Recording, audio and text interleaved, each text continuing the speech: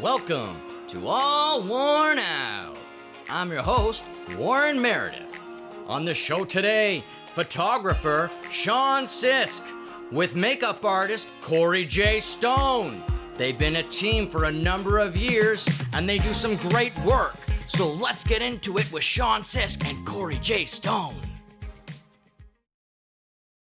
Hi, everybody. That hand. Welcome to All Worn Out. It's a podcast about music. It's a podcast about what you're passionate about, and it's a podcast about what our guests are passionate about. Today is a very special edition. It's the first time we've ever tried two guests. Oh my gosh. But you know what? It could be groundbreaking. This could be groundbreaking material. Plus, look at these fantastic, amazing, incredible, phenomenal, hardworking guests today. We have Sean Sisk. He's a photographical legend in Ottawa these days, and he's earned that title from me, I believe. From dying. Yeah, that's right. And we also have the amazing Corey J. Stone, and we're gonna get into that sexy name and where that came from. So yeah, I'm really excited to have you guys. The first point I'm going to make before we dive in is, listen folks, I'm going to have several photographers on. 4 or 5. I don't want anyone... Maybe 6. Yeah, I don't want anyone to have any hard feelings. This is the first time we're kind of getting into like a business, but you know what? It's artistic. And I think it's important for bands to hear from photographers and hear what they want, what they need, and what should be. And so if you're a band out there, this is for you. And Corey's the first and probably the only makeup artist. I only know a couple makeup artists. And you know what? Honestly, I had, sorry, I'm rambling, but Ramble away. I had a bunch. It's your show. Your name is on the banner. It's true. I had a bunch of makeup for like Halloween makeup. So I was planning on like making Corey like come over and do like some Halloween makeup to me, but I won't because I don't want the bill today, folks. It's just not part of my plan. It's not part of the plan. But you know what? Everyone needs a Corey J. Stone in their life. How did you guys meet? That's the first thing I want to get on. Who wants to answer that? How did the two of you meet? Because you guys work in tandem quite often. Mm-hmm. How many years has it been? Where and how did this start? Well, we met in 2008. I was working at Sears Carlingwood at the time. And I was working for Makeup Forever. And I was getting my hair cut. I think it was called something Bananas. I can't remember the name of the hair salon. I don't think it exists anymore. But yeah, the girl that cut my hair there was gonna do hair. Okay. On John Allaire's music video, Bourbon. John Allaire. He'll come on the show soon. Yeah, and anyway, the makeup artist backed out, and I guess Sean had asked Crystal if she knew someone, and she came over and asked me, and I just happened to be off that day, the day that they wanted, and that's how I met Sean. How many years ago was that? It was in 2008. That would have been, I think it was October. Was it October? Best 16 years of my life. Yeah, I love it. That's when I was younger myself back in those days, folks. I just was out of my first college program back then. I thought I was pretty cool, but of course we don't understand the debt we've acquired and what that really means yet. And the music video. Oh, yeah. John Allaire. Yeah. What was it called? It's called Bourbon. Is it Bourbon? Yes. And we shot it in St. Eugene. And then you also shot it another day at Upper Canada Village. Cool. Yeah. I actually have plans for a music video at Upper Canada Village or somewhere like it. What's funny, we did the video up at Upper Canada. It was this old-timey kind of video. Yeah. And in the video was like Amanda Raymond was in it. Oh, cool. And we got a bunch of people together and we did all this. But Upper Canada Village had like their Christmas lights up. They were getting ready for Christmas. So it's this like old-timey CB music video with John like tossing logs and shit with all these fucking Christmas lights. Everything's got Christmas lights. So if you check out the video, Bourbon, watch for the Christmas lights. So were you part of making that music video? Yeah, I helped. I don't know what I helped with. But Probably that's what I was some- going to ask, or one of the questions I have for you is like, you do photography, and a lot of people today who do photography, they also offer like video services or music video services or whatever, and I haven't seen that with you. Is that just because you're busy as heck and there's not really space for it right now? I keep like, cursing and saying I'm gonna get into video, but I don't, because I am quite fortunate that I am busy with still photography. So with that being said, I haven't had the need to drift, and I'm also one of those, like, I kind of specialize in band photography, Mm-hmm. and I love this working with people, because being an independent artist or self-employed in Canada, we spend a lot of time alone. So getting the opportunity to work with people like Corey, like the Ryan Stacy's, the Travises, the different people out there, and putting stuff together for bands, and pulling, even like being a musician, being in a band is very cool. I mean, it's not easy being in a band with 3 or 4 other guys or people, but to pull from that creativity is always very cool. To be always solo gets hard.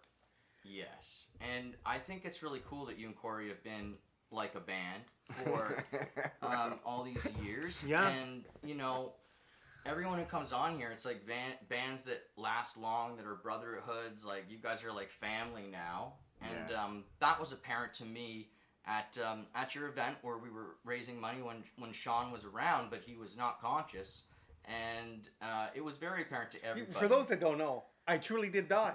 Yeah, I have that written down in my notes here somewhere. You coded 4 times, and you were gone for 30 minutes. Yeah, my heart stopped for almost 40 minutes. Yeah, that's terrifying.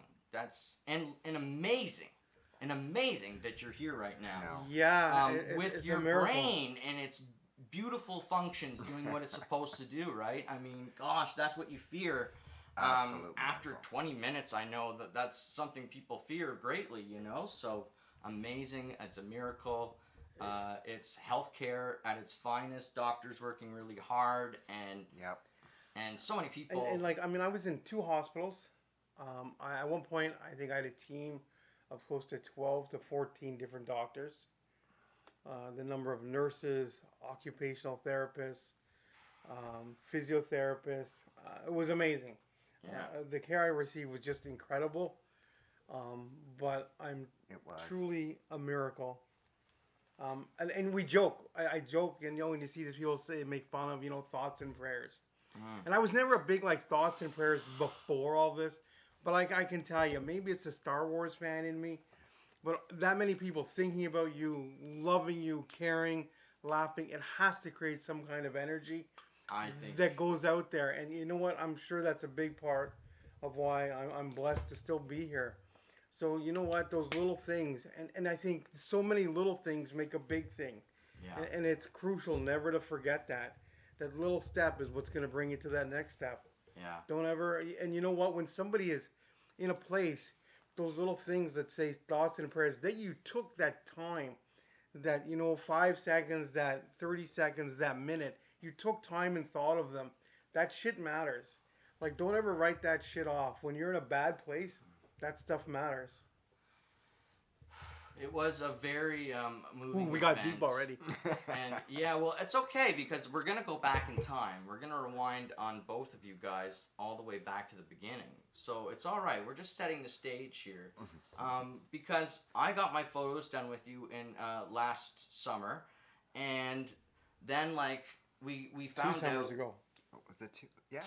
and we found out that we got into Blues Fest, okay, and I was at Blues Fest, and I'm looking for you, because I knew that you were supposed to be there that day. Oh yeah. And you were gonna shoot us that day, and you were very excited, and I was pumped, I was thrilled, and so I was asking for you. I was like going around, like, where's Sean? And eventually someone was like, hey, he's not here. He called in sick or something. And I was like, what? I was like, no. I'm like, no. Sean just takes everyone's pictures here at Blues Fest. He is the guy. And like, I know that he's not sick. Like, no. And they're like, yeah, he's sick. And then someone said it's very serious, and that's when I was like very worried. But yeah. I don't think up until that point I never really missed a day of Blues Fest. And I mean, I get to shoot all kinds of acts, all kinds. And I love to this day being with the local artists that get to hit the stage the first time. Like, that's so special in any musician's career. Especially, like, to hit a stage, but to hit your hometown stage festival, it doesn't matter if it's 1 in the afternoon or 5 o'clock or 8 o'clock, it's special. Yeah. And to be there with the band and to feel that energy is, like, palpable. Like, it's amazing to get to be there and share that.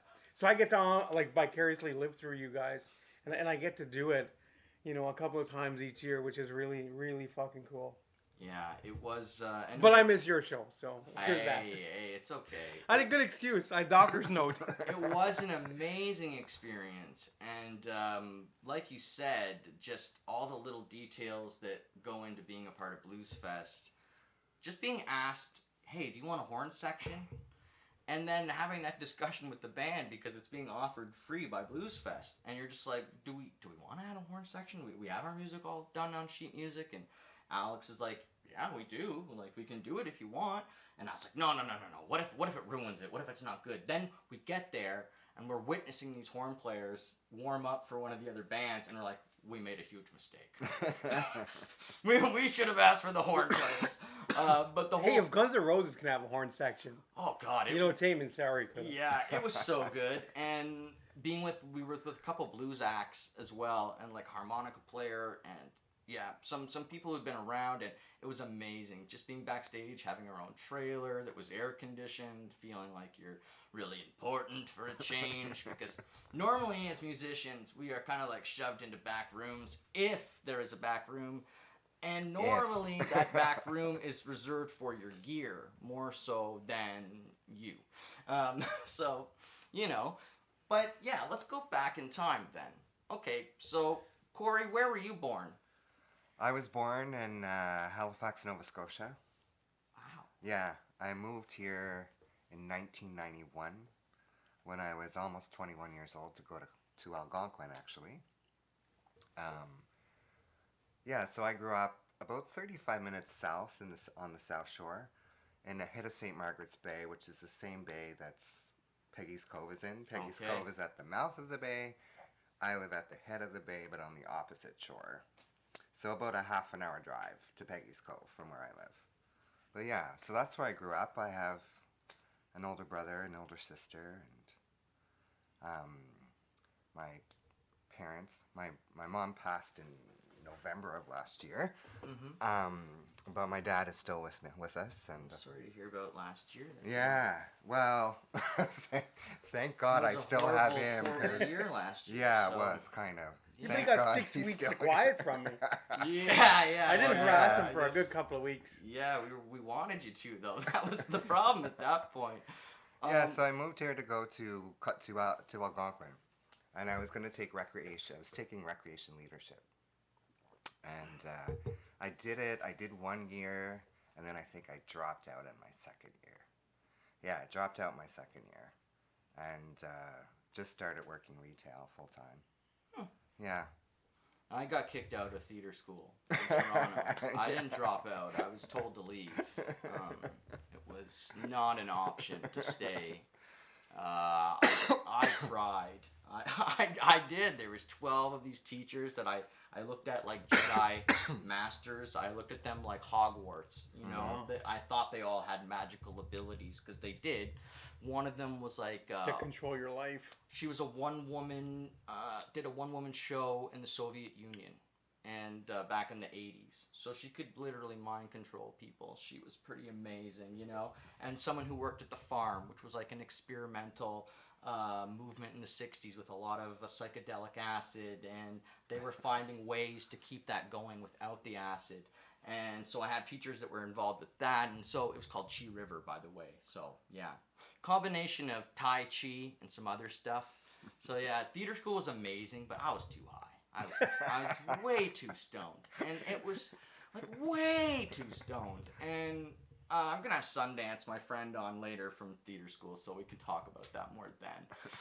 But yeah, I understand, Corey. Sometimes it just doesn't work when you're in college. Sometimes it's not the right time. Yeah. And timing is everything. So Yeah. yeah, back in now going back to Nova Scotia, it's kind of a small town where you were. Yeah. So back then, I was born in 1970. Okay.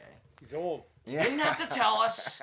I don't care. I really didn't. don't. I barely believe it, folks. I don't really care. Anyways. Okay, good. So yeah. Where were we?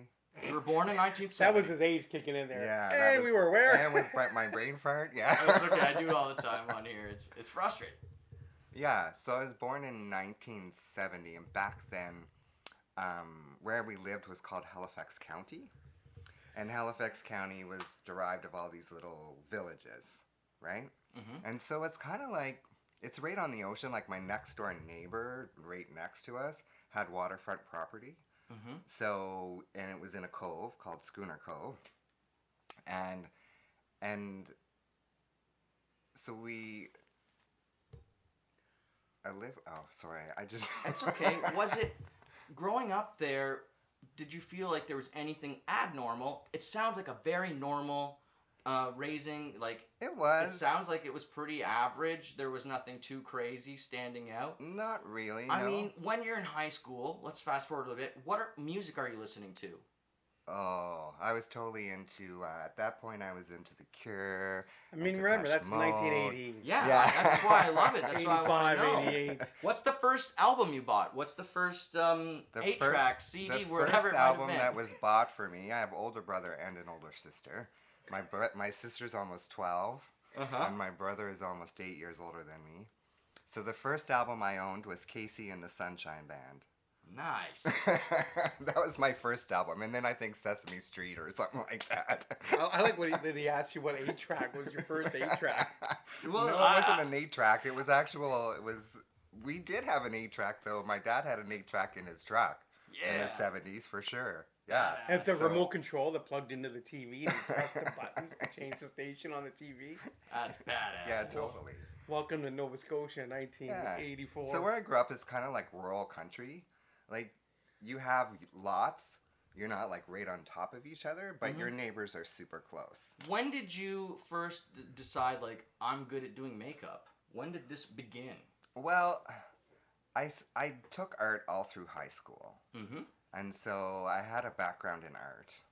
And I guess in sort of 98, yeah, 98, I kind of realized who I really was and broke down barriers because I was teased as a kid and you know, had no friends and was called gay and the F-bomb word every day I went to school and spit at and all that kind of stuff. So of course when you're you know, you're in your teens and you're trying to find your identity and people are telling you that's what you are and all you know from that is like crap. Yeah. You know, you certainly don't want to be that person. So I think for me what I did is when I moved to Ottawa, it actually pushed me back in the closet a little bit because I never had like a normal, like I didn't have a lot of friends when I was growing up. I wasn't invited to parties. It wasn't that kind of stuff. So when I went to college, these people might have thought I was gay, but at least it gave me a chance to get to know me before writing me off. Which was what it was like in the 80s, back in the 80s, you know, it was during the AIDS crisis and all that kind of stuff. And once I finally came out and was true to who I was, my first partner, his friends would have a drag party. They'd dress in drag and my makeup looked horrible. But I said to him at the time, I said, this is what I want to do. Yeah. So I started volunteering at Ottawa Little Theatre. Okay. So I started in theatrical makeup, really. And I worked, you know, did plays there, volunteer in the makeup department. And that's kind of where I got my start.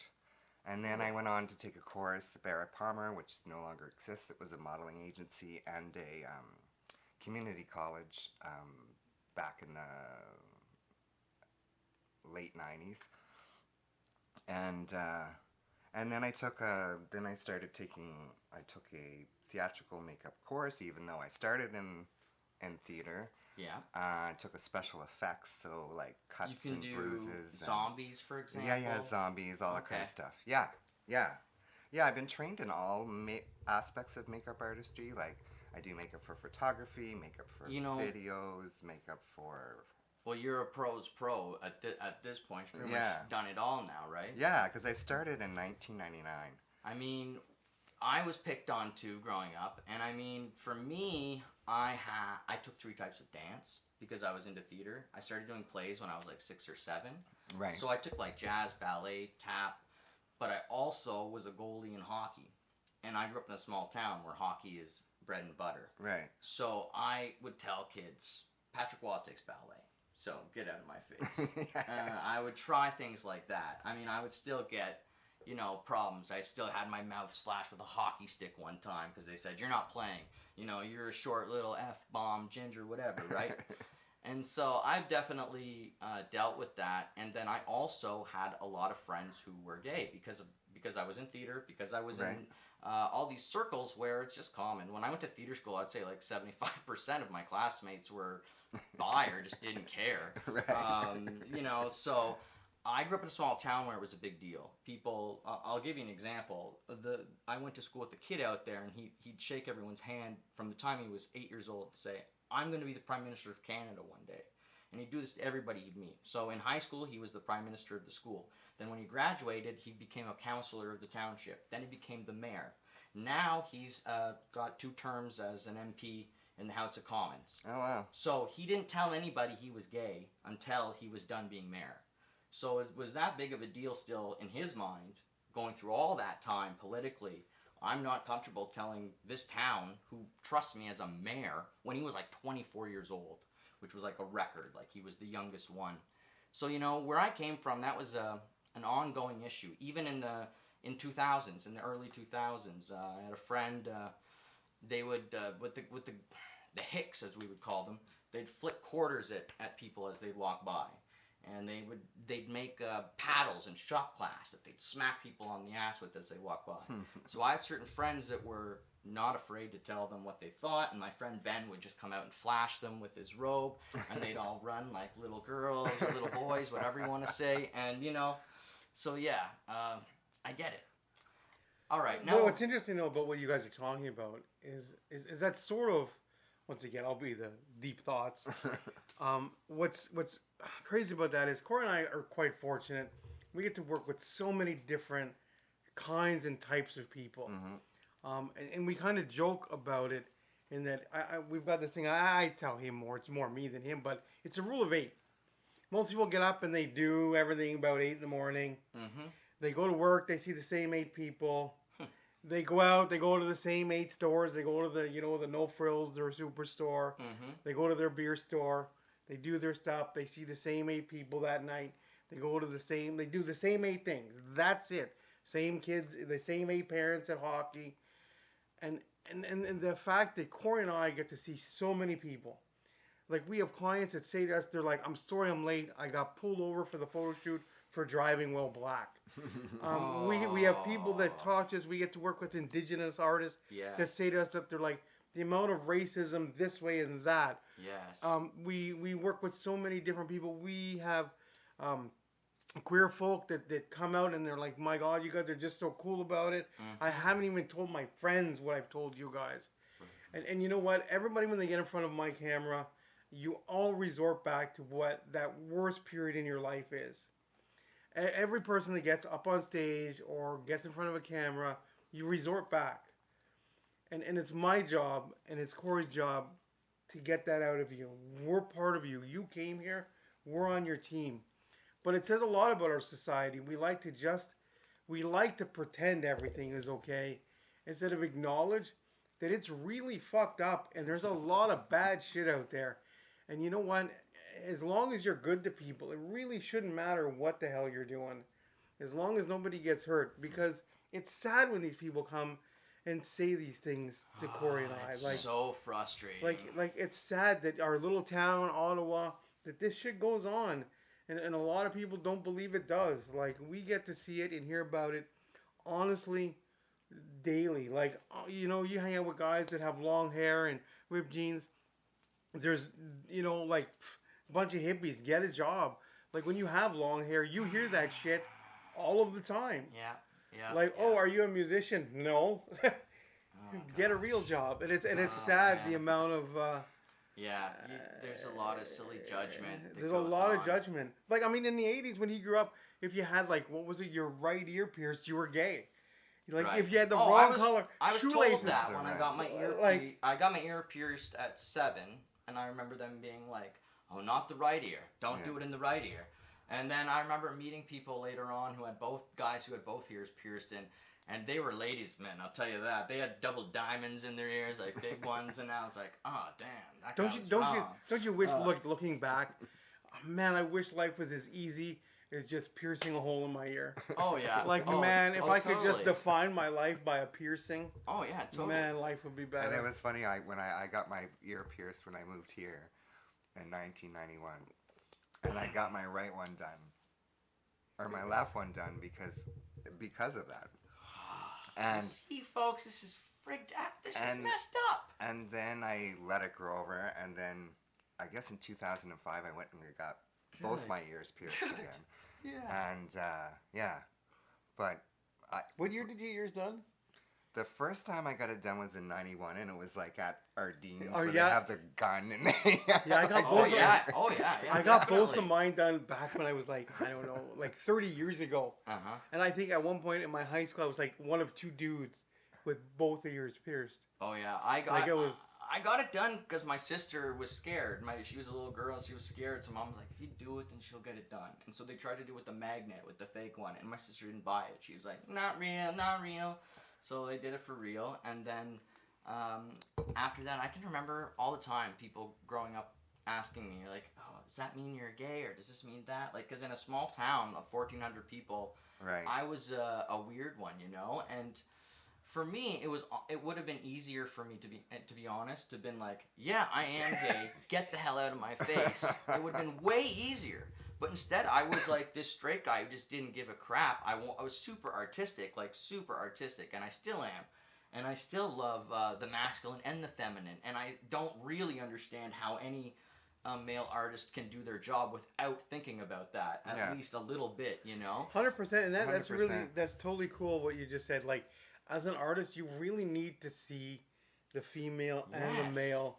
Yes. And For it's sure. like I see a lot of, and we say this to my clients a lot. A lot of male photographers shoot women down. Mm. Like, they stand up and they shoot, not because they mean anything, but they're just literally bigger. Right. But that's a demeaning shot. And to shoot down low and up and give strength in your images. I've even shot, what was there? There was a band playing Blues Fest one year, and she wore a skirt, and she like stopped in the middle of it and saying, like, "If you see my shorts or whatever, it's because photographers like to shoot up my skirt." And shit like that happens. Yep. And you need to be aware of it. I've heard the name of the group, but it's sad. And as an artist, you need to respect both sides of that coin, because as you just said, it's a small community, it's a small city, and everybody knows your name. Yep. And to quote Guns N' Roses, it's so easy to be cool. It's so easy, but it is.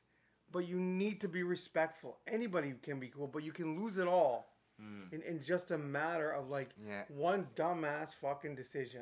Oh gosh, there's a lot of examples of that. I mean, Yeah. canceled culture, as they're calling it now. I'm not gonna say cancel call, just but- being a dumb fuck. Oh yeah. Don't do that. But Like, this is what I was gonna say. Is in a small town, it always existed. In a Mhm. small city, it always was the Yeah. way. Like if you did something, I'll just throw a random example out. Everyone in this city loved J.J. Clark. I mean, they adored him. I did growing up. I remember my 6th grade teacher every day saying, "The weather is this, the weather is that," and then the horrible, there was reports about his problems and this and that, and all of a sudden that's it. You don't hear anything about him anymore, and the doors are closed. Thankfully, he got a lifelong career out of it before that happened. But I mean, there's examples that I can think of where in radio here, in all kinds of examples where it wasn't like that. The door was just shut. I took a 4-day course in special effects and and theatrical makeup by this. She's now passed. By the makeup artist who worked on You Can't Do That on Television. Okay, yeah. So I knew Abby Haggard. Haggard. I knew Abby. I know. Haggard. I've met Yeah, Abby too. yeah. And she's super cool. I did Catch a Rising Star talent competitions with her. I won like 3 or 4 of her competitions when I was like 12 doing stand-up comedy. I Yeah. sold a male brassiere. But she But said, How to say you're from Ottawa without saying you're from Ottawa? but the Yeah. one I watch You Can't Do That on television. The Yeah, one- yeah, yeah. exactly. Well, I was watching that as a kid in Nova Scotia in Halifax. Rogers Yeah. TV went all the way down east. I guess it did. But she said to us, she talked about professionalism, and she talked about being on movie sets and you know being professional and saying, you know, Corey, like your career can be taken away like that by you know like doing something. So Yeah. you really have to be conscious.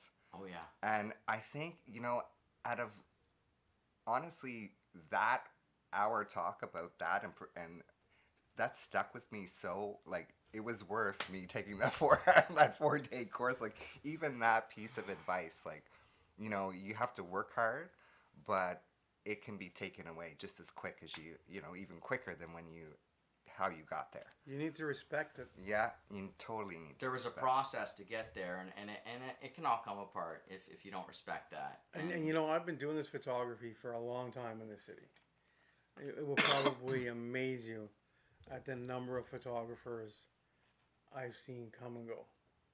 Oh yeah.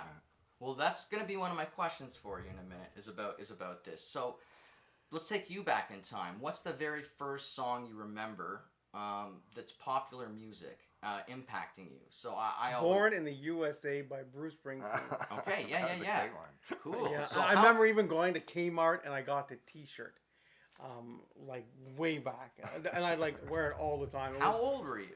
Oh, I would guess. I'm gonna say somewhere in the neighborhood around 10, 11 in there. I know some Bruce Springsteen super fans that like follow him around. They go to like a lot of his shows. Yeah, and they get to try really hard to get into pictures with him, and they do sometimes. It's fun. So that's a good one. Born in the USA. But I was like, I remember I wanted to go see, I think it was Gowan, like back in, 19, I'm going to say it was probably about 1988. Mm-hmm. He was playing here, and my parents wouldn't let me go see Gowan. That was pretty disappointing. But like I was a big fan of all of that stuff, like Bruce Springsteen, Gowan, Platinum Blonde, Okay. like Corey Hart, like that stuff was just... That was the first concert I went to. It was Corey Hart. My sister took me when I was 14 at the Halifax Metro Center. Did you wear your sunglasses? I did wear my Okay, sunglasses of at cour- night, for sure. Of course. Yeah, you have to. And his name is spelt the same way as mine, Corey. So I Ah. thought I was like totally cool. Corey's a big name from that time, you know. Yeah. I mean, nowadays it's like because one of the Coreys is, bonkers and trying to get all that attention for the wrong reason. Which one is that? There was Corey Haim and then there's Corey. Feldman. That's right. He's the one who's gone a bit bonkers, it would seem. Well, I just say that because he's getting a lot of attention for not necessarily being talented. Oh, which- he's living his best life though. That's the caveat to it, right? Like, I mean, I think he likes being a shit disturber, so I do agree with you that he is. I would hate to see like if like myself and Corey like ended up with like copious amounts of money, like some of the dumb shit we would do. I mean, I have no idea, but there would be some dumb shit. Hey, I mean, less now. I let don't me drink. come, please. I Bring don't me. I don't drink now. I don't smoke. I don't do anything. So it would probably be way more sedate. But I'm sure if we went back 20 years.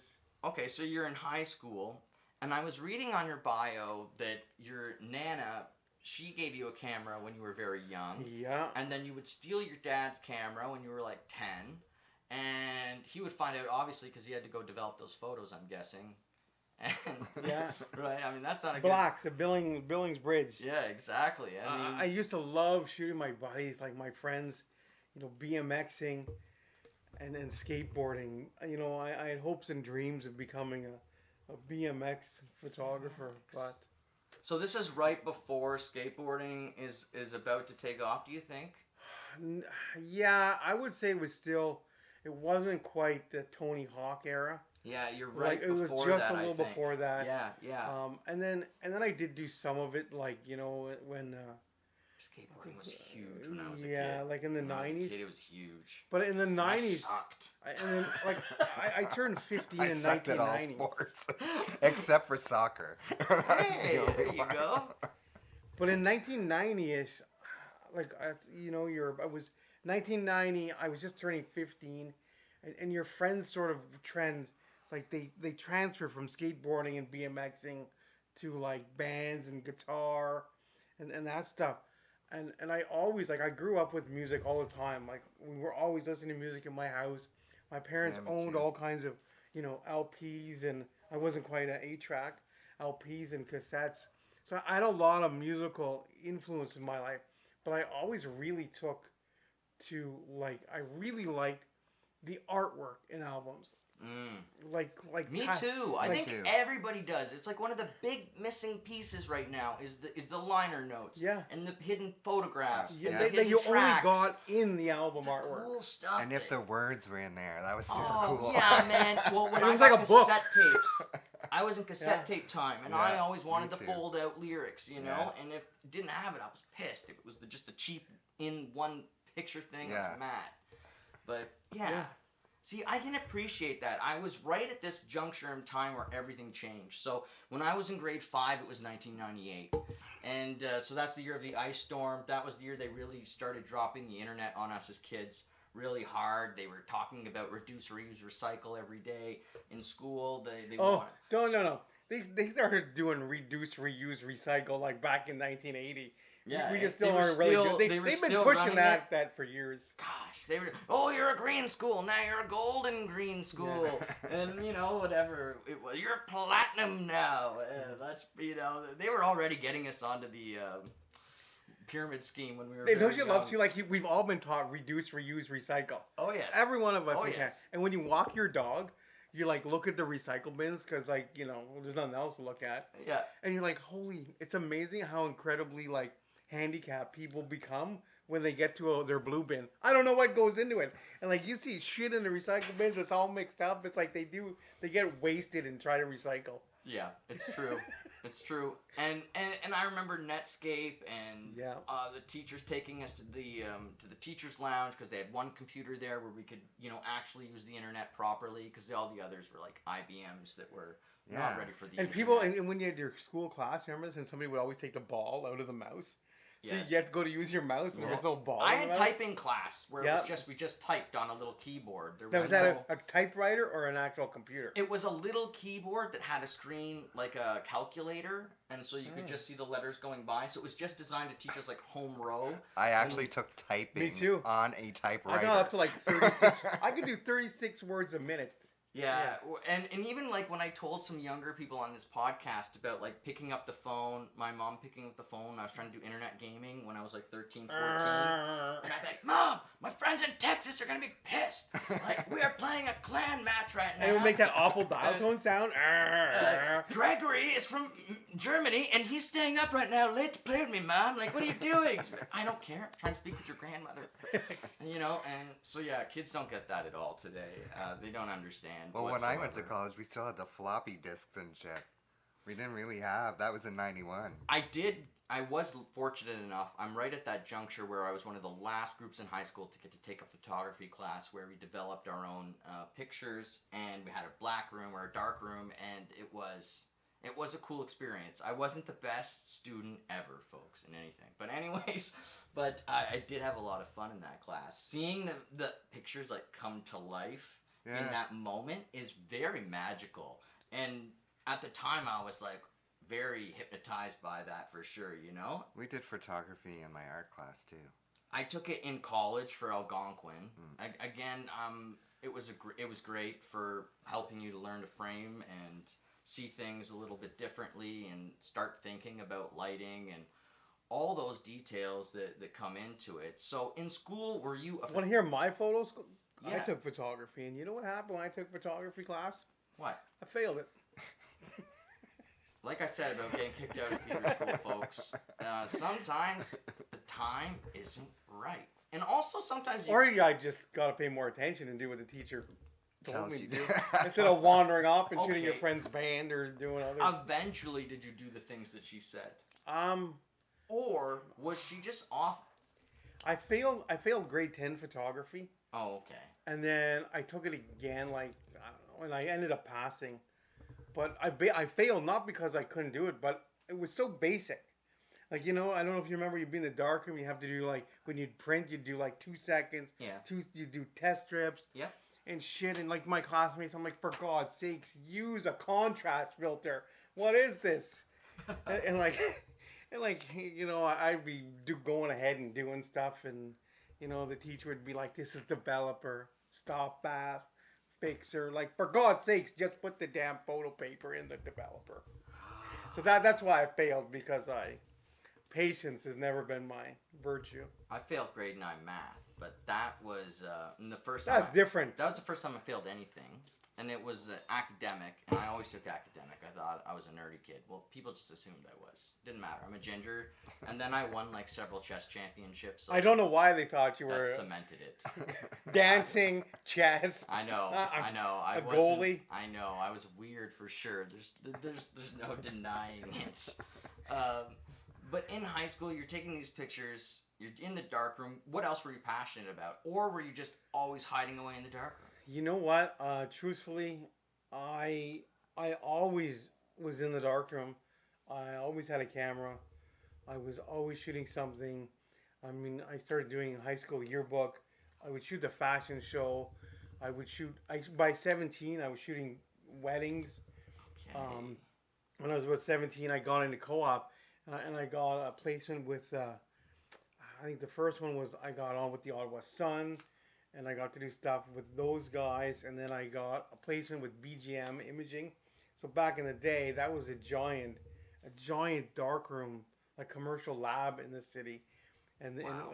they had like, and they used to do the black and white printing for Karsh. So I got to work with this guy Terry that taught me black and white developing and photography, who was Karsh's darkroom tech.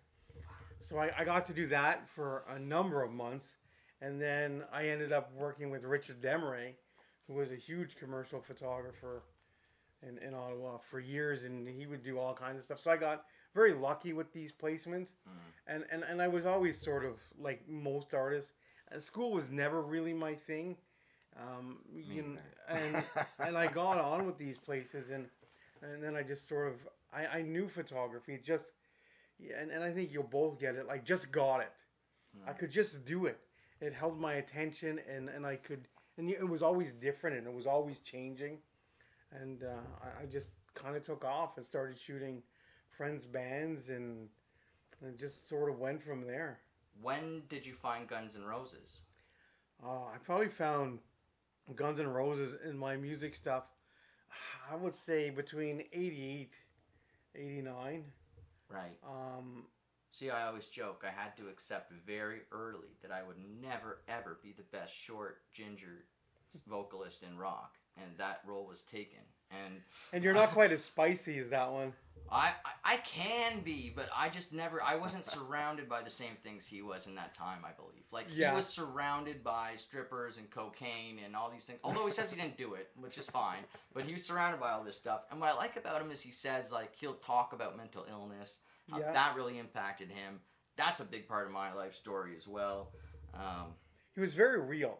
Yeah. Like I always felt like Guns N' Roses, they were much more authentic. Yes. Like just the during way, that time where it's glam rock going on, and perhaps and other big presentations like Kiss. They're very honest in comparison. I mean, Slash was hiding, but he was scared. I mean, and his character is so epic that no one cared. They wanted to believe that was Slash, and they still do. Everyone still does want to believe that that's who Slash is, and that's fine, you know. And they're just so I was that, and I'm at that time like lyrically, their lyrics are like Axl loves to write like a piece. And at that time, like it was like 1990 something, and bands like Alice in Chains were coming out, and you'd find this stuff like Pearl Jam, and Mad Season to Stone Temple Pilots Oh yeah. and Soundgarden. Like it was like epic. And then also this band Nirvana was on everything, and like Taylor Swift is big now, but like these bands like Guns N' Roses was in like Life magazine. They were in Teen Beat. They were in heavy metal. Oh, Like these bands were it was huge. It like, was massive. and like Things- it just upset your parents. Like Yes. all this stuff. Like now everybody's like they welcome. Oh, let's listen. But like this shit was dangerous. when Cobain died, there was about 15 teenagers who paraded into my house crying. Guys and girls, all because, and I was 6. I was 6 years old. I did not know what the hell was going on because my parents ran a youth group in town, and they paraded because they wanted to talk to my parents about what the hell, like our hero Kurt Cobain, like the coolest dude in the world, is gone. Warren, go to your room. You can't hear this. This is way too old for you. Oh, come on, because I loved hanging out with those kids. They called me Doozer at the time because Fraggle Rock was really popular, so I was Doozer to them, and I still am Doozer. Let's end here. We're not going to top Doozer. Right? Yeah. And, so that's my memory of the Kurt Cobain thing. And I wouldn't understand for years. But when I did, I look back at that memory and I thought, those kids were just crying. They were hit hard by this. Like it was. I remember when he died, like being outside, like the school cafeteria, and like kids were like just sobbing. Like it was. Oh, yeah. I was never a big Kurt Cobain fan till later on. Even now, I'm not a big Nirvana fan. But like he was one of those. They were one of the first. Like Teen Spirit was on the radio. It was everywhere, and honestly, like he connected with a whole like youth movement. It was unbelievable. Corey, were you listening to grunge music? What were you listening in that timeline? In the 90s, yeah. I was listening to... I think everybody was. I was, yeah. Because they went from, like... Yeah, but I was had to doing- listen to a lot of... Sorry, I had to listen to a lot of Spice Girls, too. So Yeah. That's later. That's Oh, later. That's right, you're right. Because my brother and my sister was into disco. My brother was into, like, Supertramp and Yeah. Gordon Lightfoot and Yeah. Jimmy Buffett and Hell that kind of yeah. stuff. And when I was a kid, I really, like, in the 81, 82, that's when I was listening to, like, The Cure, the Sex Pistols, Yeah. more alternative kind of guess. Yeah. And then in the 90s, it was the same thing. I was really into, like, I was into Nirvana, I was into all kinds of stuff. You know what's funny about the 90s is when this band, you might have heard of them, Metallica. Oh, They came out with the Black Album, Yeah. and like everybody was like so mad, like Yeah. they sold Yeah, out. yeah. Like this was before Napster, but I think it was before Napster. My timelines, but people were so mad when they came out with the Black Album. They sold out. Do you remember all that? Like, and everybody hated Metallica, and they were so mad they sold out. I'm still not sure how they sold out, but They didn't. you know what? As an artist, you grow and you change. If you can sell out as an artist, folks, you just do it. I've told this When story. you get fed, you don't have to, you know. I've told this story before. Chaos has Crab in the Bucket. It's the biggest hit in the world, bar none. No one's coming close to him right now on any radio chart in the world. And Hummer comes along and they offer him a massive deal for a commercial. And he says, it doesn't go with my ethics. It doesn't go with what I believe about the environment. And 5 minutes later, he got a call from the record label and they said, you're done. It's over. And I'll tell you, folks, he never had the same really? career again afterwards. And it's because that would have been in 2000s, right? Yeah, it's that simple. Like selling out, sometimes it's life or death for an artist, and sometimes it's not. I mean, Prince, you're wearing a great Prince shirt, and I mean, Prince is one of those guys who wouldn't really sell out, at least at certain points in time. No? But he had ultimate talent, and I try and explain this to people. There's very few artists who have this ultimate talent. He was a musical genius. Correct. And there's not many of them. They're very special artists. And it's who record labels are looking for today, folks. So if you're out there and you're saying, why is my band not getting signed? You know what? That's a great segue to, Yeah. you know, because you're right. at the end of the day now, and I don't think a lot of bands we work with, and I think this is where you're going with this, they don't get it. It's a business now. Correct. They don't write you a check for 50 grand and say, get your shit together. They want you to have made 50 grand and then they'll sign you. Yeah. It's a business now. Yeah.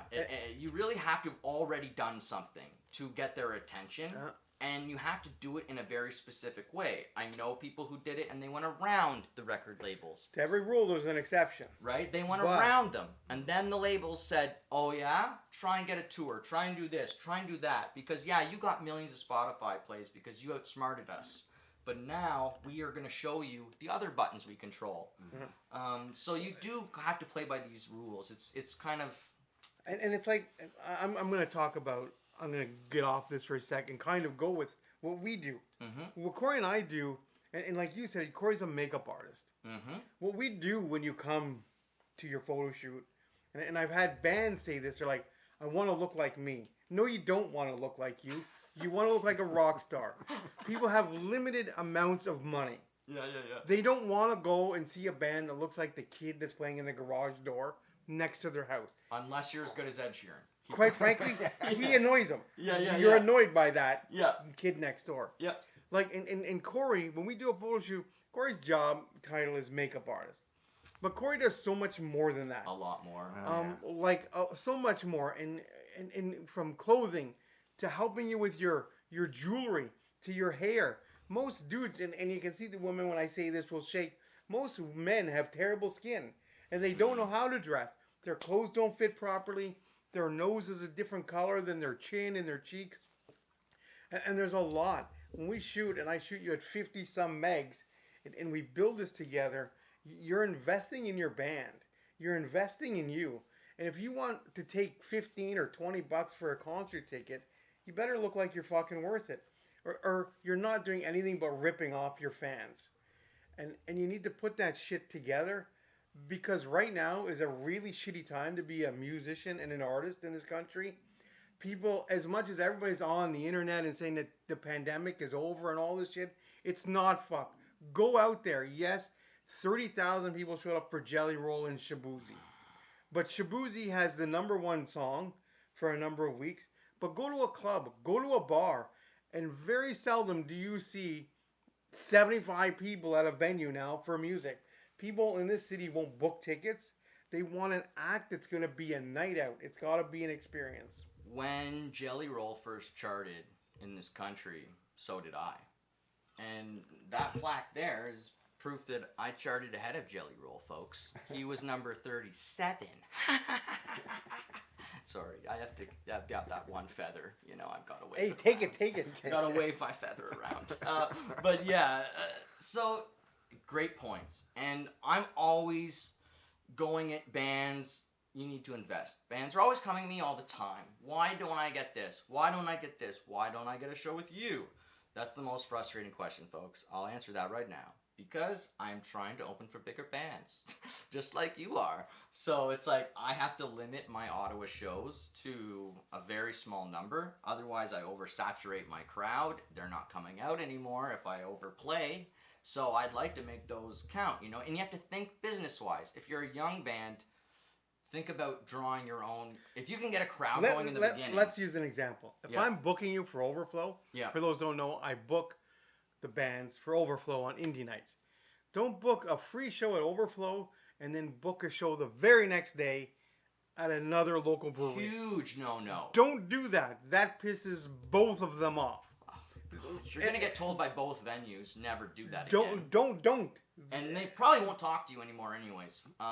This is the thing about making relationships with people. You go into these bars, you go into these places as a band, you need to make the right impression. You need to make you need to talk to the right people and get things going. Otherwise, you're going to start off on the wrong foot. You're not going to get your sound check. You're not going to get any respect. They're not going to tell you where to put your gear. You're going to be running around like chickens with your head cut off. So find that sound man and start kissing his feet and, you know, find the person who runs the bar and tell them you're going to make sure that people come and see them. Like, do the little things that count. You know, and you got to look at being a musician right now. If you're playing an indie night, you need to look at it. You're getting your music out. You're not doing it to make money. Yeah. No. The moment you start trying to do this to make money, you're going in the wrong direction. You want to play, you want to get your name, you want to get your shit out there. So You want to get paid. I Yeah. get that. But I have bands that I know, and they won't do certain shows anymore because they're at that point. So they run their but that's own, a different point right? in your career. Right. They're at the point now, and I'm talking about bands with 500,000, a million streams on songs. I'm talking ones that have like 200 followers on Instagram. Yeah. Okay, so we're going to continue. Yeah, so these bands who treat their bands like a business from day one, and I've been friends with them since day one, and I played the Indie Week nights with them, and I was a part of Big Money Shot in here with Live 85 3 times, and I never advanced past the first round, and it never stopped me from coming back.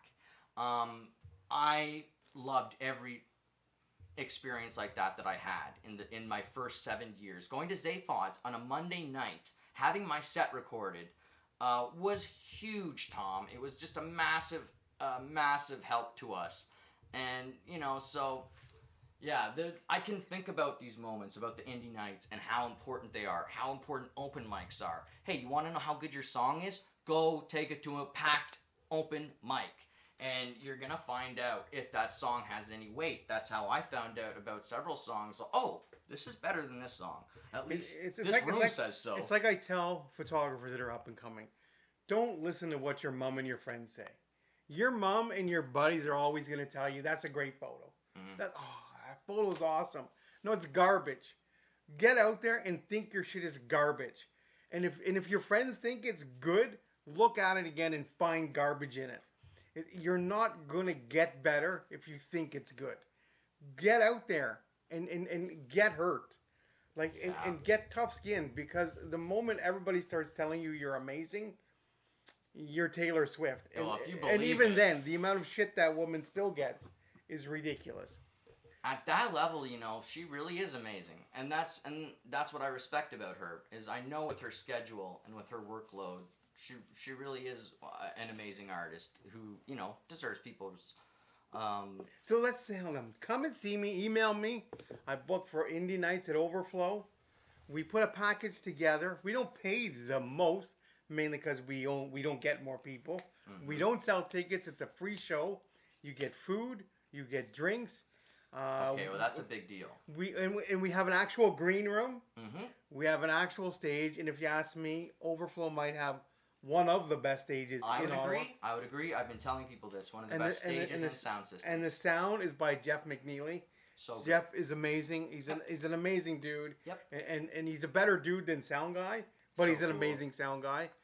And it's the time to come and film it, photograph it, and we even include photos by one of my assistants, Travis Reside, or Ryan McDougall. These are guys that I found and I've been working with to take awesome shit. They're awesome little photographers. They're both taller and bigger, but that's another. This reminds me Younger. so much of the Monday night at Zaphod's that used to be a staple in Ottawa and was so important for young bands to go to. And they even give you a recording now. Now they do that too at Overflow? So you play and they take the See, live. it's huge. It doesn't matter how good it is or how bad the recording is, although I'll bet you it's pretty decent. And it's going to let you know some truths. We auto-tune the shit out of it so you sound Oh, great. no. Yeah. No Melodyne It's allowed. all, you sound just like, what's that guy's name? Oh, it's awesome. Dude, when my producer uses Melodyne, I get pissed. I get friggin' mad because I can hear it now. I'm just kidding. We don't use auto-tune. Oh, I know. But when I hear, listen, folks, every record out there has a little bit of Melodyne on it, and I hate to spoil the pudding for you, but it's One of my favorite songs. Yeah, your most. I'm favorite, on a boat. You know that song? Your most favorite song. You know that song, I'm on a boat? Yeah, that one more so. There's no auto-tune in that. That's more so than others, But normally just touches so that you can't hear it. But I'm at the point now where I've been in the studio enough where I can hear Melodyne applied on anyone's track now. I can hear it and it pisses me off. But Big anyways, Blue Watery Road. yeah, it's music is fun this way. What's that guy's name? Adam something. No, the rapper on it. On what? That song, on the Big Blue Watery I'm Road? on a boat? Yeah, who sings Is it that? T-Pain? T-Pain, that's it, T-Pain. He doesn't use auto tune. Man, that was his thing. That was. But have you ever heard him actually sing without auto? He's amazing. I don't doubt it. Without it, it's amazing. This Anyways. is what I said to a girl here the other night, Rowan. She's a young female artist, and I told her she's very good at social media, and she said, "Well, yeah, but I'm a girl." And I said, "Okay, don't ever let anybody take your edge away in any form. And if being a girl in some way you think that's an edge, good. That's the best thing ever. Don't let anyone take that away from you. That's an edge. You keep it and you use it, and you don't feel bad about it. Like, if you don't do these things, you won't stand out." And T-Pain understood, in his world, my voice as it is might be beautiful, but it's not getting me where I want to go. And if I can add an edge to this voice that no one else has at this time, it could change my world. And it did change his world. So again, it's about finding those edges, those things that make you different and special and unique. And the more... And having fun with it. Yes, diving into it. And it's like, the band Pantera, they have a lyric, and the lyric is, walk on down, boy. Be yourself, by yourself. And that's truly the end of it. Like, be you. And see where it takes you. As soon as you start lying to yourself, being an artist is hard. It takes the fun out of it almost immediately. Yeah. You have to always stay grounded. That's something they really did try to teach me in theater school, and I really wasn't good at it at the time. But none of us are when we're 25. Yeah, I was bad at it. And we joked earlier in this conversation, could you imagine if we all had millions of dollars, where we all would be at 20, 25? We'd be dead. Probably. Oh my god. Yeah. We meet these hockey players and stuff, and these kids are like 22 years old and they're NHLers. And they're making like 3.7 million a season, and it's just like I couldn't imagine. Like and what do you do? Their heads are pressure. Well, and their heads are screwed on so tight, and it's neat because I see these bands, and bands come in, and 90% of the time they're so disheveled, they're just a mess. And I shoot these NHL guys, these CFL guys, these NFL guys. I'm very spoiled. But they're so put together. They're so well trained. Each one of them individually is a business. And they know their shit, and they come prepared and given. I mean, they have the team that coaches them, and they have all of this around them. And bands really need to put that together for themselves. Draft preparation has these professionals at another level because they know they're going to go into job interviews times 32 for the NHL, for example. And these are 32 high-end job interviews where they need to present at the very best. So they learn young, and because they had to interview before that to get onto the pro team that they were on before, and that they were on before, get into NCAA hockey. All those different things. They start at like 14, 15. Correct. And so I do agree that the bands you see that go far, I mean, it is the younger you start, the better. I'm trying to get my niece to sing. She's 10 months old. I'm already got her listening to Beethoven and everything, and she's going to be a huge star. A little Celine Dion. Oh, yeah. Oui. Well, her name is Sade Maeve. She's named after the famous Nigerian singer, Sade. Oh, one of my faves. Yeah. So, she's the light of my life either way. Sade is like the best thing ever. So, that's kind of my dream for her now, But also with the Olympics, I was dreaming about soccer and all these sports that she's going to play. You have a busy schedule for this young lady. I want to get her into hockey. I'm going to buy her all the hockey gear, and her mom's going to hate me. Because that was my sister growing up. I used to force her to come to my hockey Till games. she's 6 and she finds a tablet and just wants to play Roblox. How do you find it being a dad of young daughters? A lot of listening to Taylor Swift. There it is, folks. A lot of Taylor Swift. There it is. And are you Uncle Corey to them? Uncle, auntie. There you go, but they love you either way. Yeah. They're shy. They're very Sean's shy. kids are very, very shy. Oh well, one day. But they do like Auntie Corey when he comes over and he does their Halloween makeup. That's what I was gonna say. Like, one day when you do their makeup, that's all gonna change. They're gonna when I painted their noses like rabbits, that or was whatever pretty they epic. were last year. Well, when it's time down the road for graduation and prom, they're gonna be all over you, Corey. They're not, At that point. I did have a cool like dad moment. With my kids, I don't know the preamble to it, but the girls somehow at school said their dad photographed Shawn Mendes, and the kids didn't believe them. So the teacher Googled my name, and my photos of Shawn Mendes came up. So the girls thought that was pretty cool. That was a pretty cool That is. That's dad OG. moment. They were like, my God, my dad shot Shawn Mendes. That was a pretty cool. What a warrior of the music industry too. That guy is. Long storied career and not giving up. And yeah, he worked for all of his hits. Yeah, and you know what's really cool about Shawn is, I don't know if you know the name Zubin Zakar. Mhm. He does a lot of his music. He puts a bunch of his. He does a show. Check out Zubin. Zubin's a talent. He's from around here. He used to play guitar with Kira Isabella. He's just a lovely guy. Zubin is an amazing, another Canadian talent. He won Grammys with Shawn, but he's one of those names you don't hear. That's not a household name. But the guy's amazing. He plays with everybody.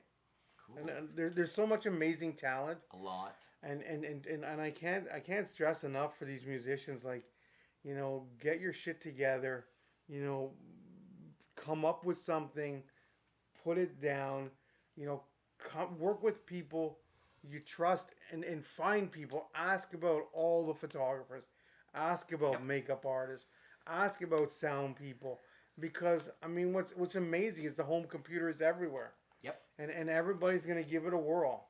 But you gotta find people. There's always gonna be an awesome photographer, but find one you groove with. You need to talk to them all, work with them all, work with different makeup artists. Not because you're gonna find one that's the best. You're gonna find one that's the best for you. In that moment in And time. your photographer and your team need to be the fifth member of the band.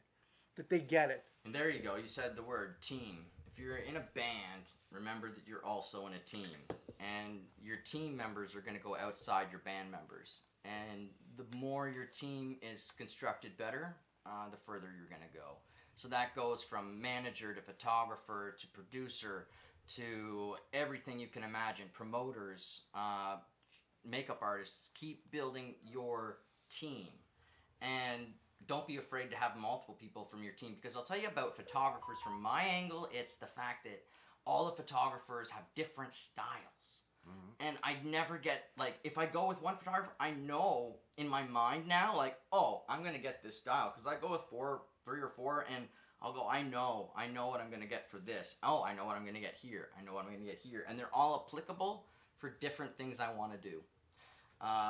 And I bet you it'll be the same for you. You're going to find people that specialize. I don't feel there's anything wrong with that. I specialize in a certain type of music, very specialized. My voice does not fit in a lot of different genres. It pretty much fits in Southern rock, and that's about it. But you know what? I'm going to say this.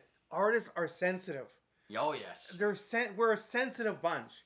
And if you work with one photographer and you're going to work with another one, or you're going to, you know, try this guitarist out, tell your guitarist or your makeup artist that you generally work with that you're going to work with somebody else. Oh, yeah. Before. Don't let them find out on the internet. Because I see more often than not that shit happens and people get grumpy. I don't get it, because I get it, but I don't, because I'm a band. And so, like, I have to share with everybody. Like, I'm a musician, and that means that, you know, anyone can pick whatever music they want off the shelf any day. And you know, that's just how it goes. So I don't really get it. The way I see it is I have an artistic project in my mind. Yeah. I begin to build how I see it. But you build friendships. And you know what? To create the way you do, when you work with a producer, when you work with whatever, you're building a bridge. Oh, yes. You're building a relationship.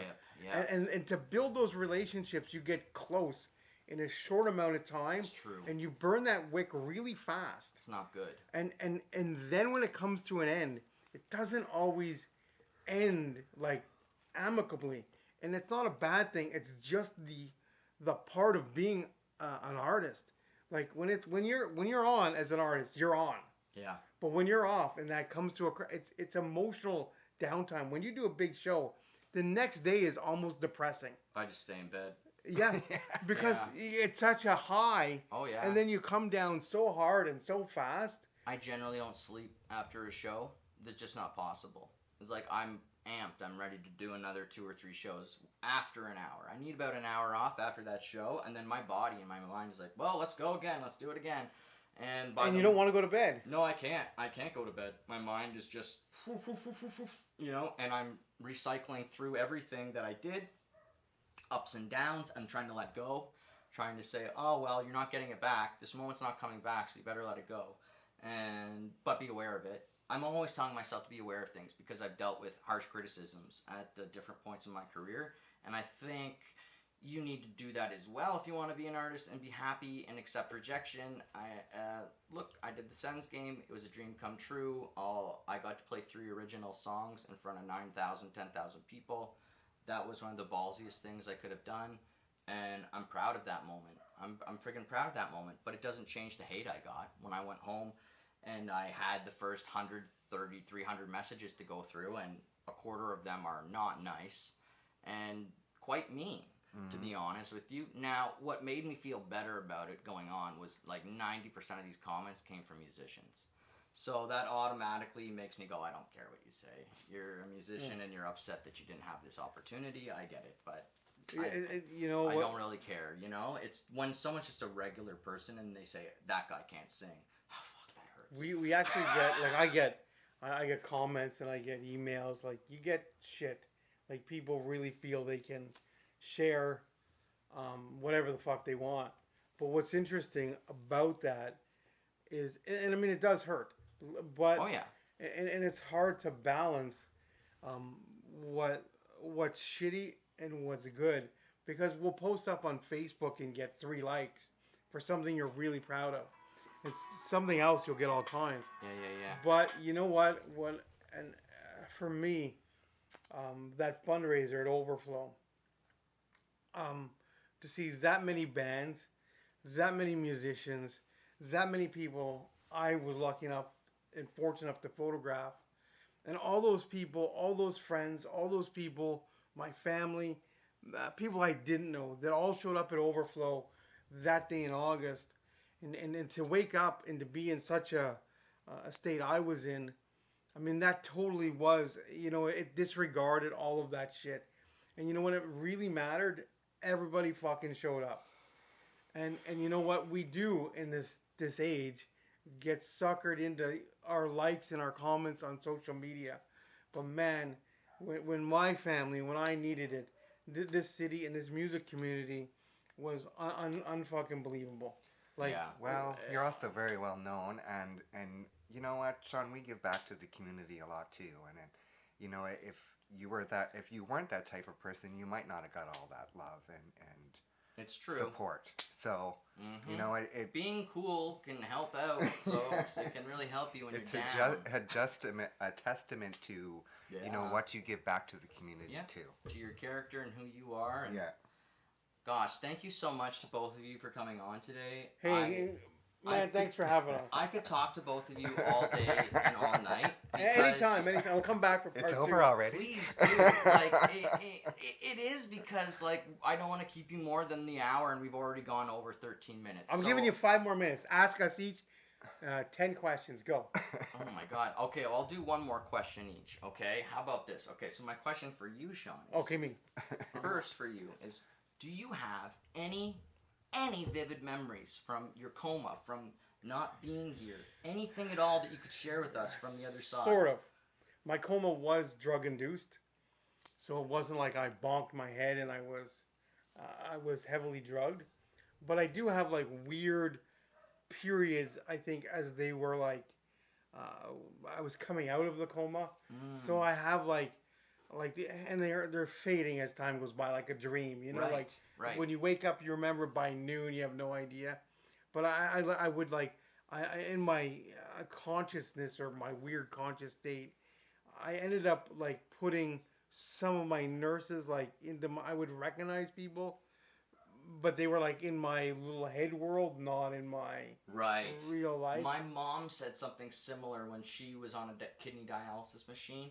she started recognizing the doctors as these characters. They Yeah. weren't really doctors to her anymore. They were something else. Yeah, it was very surreal. Confusing, I'll bet. Yeah, and like I felt very trapped. Like I felt in all of like the I guess dreams I was in, I was always trapped. Mm. And it was funny. One of the things I did get asked, I get asked a lot. Did I see the light? Did I see light? Did I see? Yeah. You know what? I never did. But I can tell you this: I always focused on my kids and my wife. Even in that state. Yeah, like that was even part of my like dream state.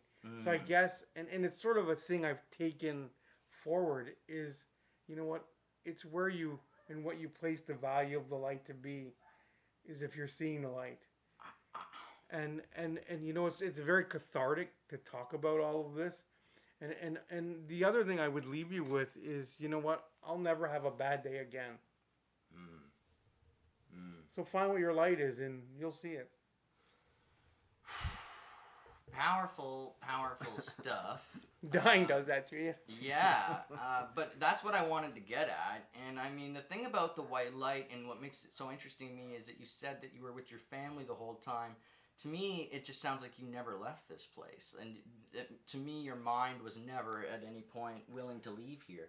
I don't think, I think you left, but death was never in the cards for you yet. No, No. and you know, I joke with Corey. You know, people ask me, "Are you a photographer or whatever?" And yeah, because I'm too dumb, stubborn, and difficult to do anything else. I wasn't going out like that. No, it was too soon. Corey, would you give any advice to young makeup artists or anyone who's gay and not coming out right now or is coming out? Do you have any advice? You know what?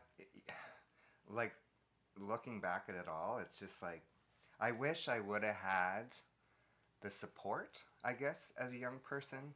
I mean, back then, it wasn't talked about.